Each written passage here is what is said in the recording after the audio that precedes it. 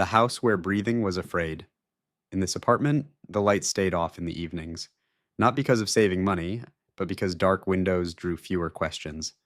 The air hung like a thick fabric, and every rustle felt like an extra stitch. Ira learned to step as if on ice, slowly, carefully, mapping each move so she wouldn't bump a chair, creak a floorboard, or drop an extra breath. This house had a rule no one spoke aloud, but everyone obeyed. Be quieter than your own shadow. Andre arrived in her life like the correct answer to a permanent question. Would there be a grown, reliable person who keeps his word? He brought tea in a thermos after night shifts, drove her home, looked at her as if the world had finally stopped being dangerous. At first, it felt like care, then care quietly became insistence. Insistence became control, and control became a system where every object, every minute, every step had permissions and bans. The first cracks were almost pretty, like fine lines on porcelain many people don't notice.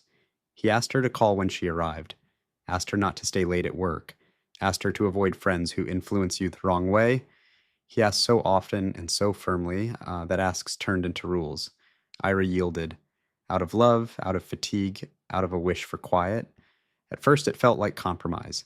Then it became the only way to exist. Isolation came the way winter comes, not at once, but day by day. Things from the past disappeared from the home, books, old postcards, a photo from a student hike. Sounds vanished too, music in headphones, laughter on the phone, the rustle of a pastry bag bought for myself. Ira caught herself whispering even when no one was home.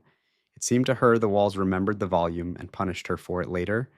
Physical violence was rare, like a thunderstorm in a dry summer, but no less frightening. A grip too tight on the wrist, a sharp movement that made you step back, a cold gaze with no shades in it, only a flat wall. Worse than all of that was the air steeped in guilt, for not keeping up, not guessing, not foreseeing. In such air, the throat tightens on its own. The turning point didn't happen at home. At the hospital, they brought in an elderly woman with a hip fracture. Her husband paced nearby, loud, tired, demanding, displeased with everything. The woman clutched his sleeve as if apologizing for falling. Ira suddenly saw herself from the outside, as clearly as a mirror. The doctor calmly spoke about rehabilitation, and in Ira's head another word sounded: freedom. Not as an idea, but as an action. That evening she made a plan, short and precise like a fire safety instruction, an address to spend the night, a person to store her things, a list of documents to take, cash hidden inside a thick book, a charged phone with a new SIM card, and a spare breath in case fear seized her throat. The exit took 6 minutes, 3 to put on a jacket and grab a backpack, 2 to leave the key on the shelf, 1 to close the door and not look back.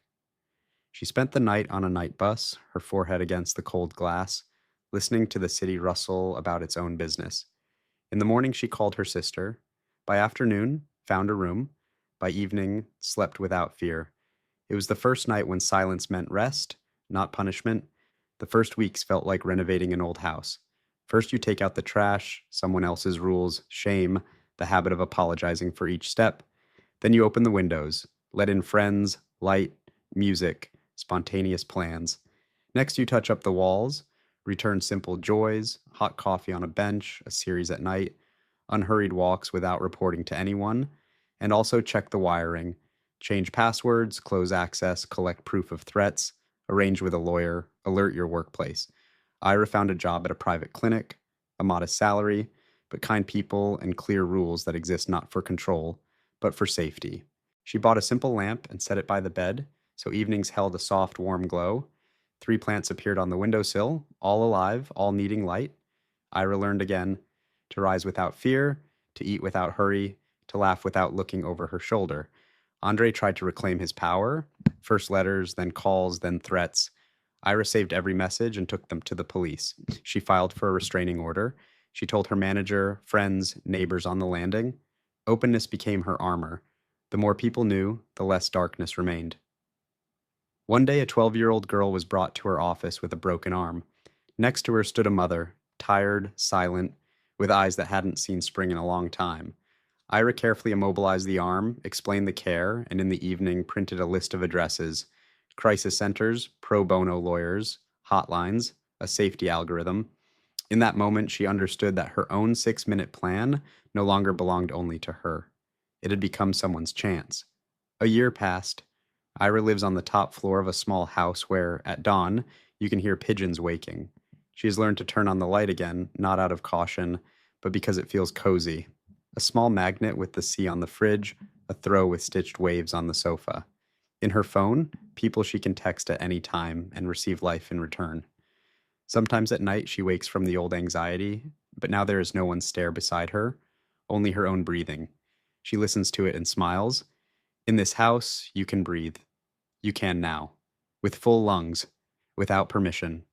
If you recognize yourself in these words, let your plan be simple and exact. Take out the trash, open the windows, touch up the walls, check the wiring. This is your home, and your life, they can be repaired.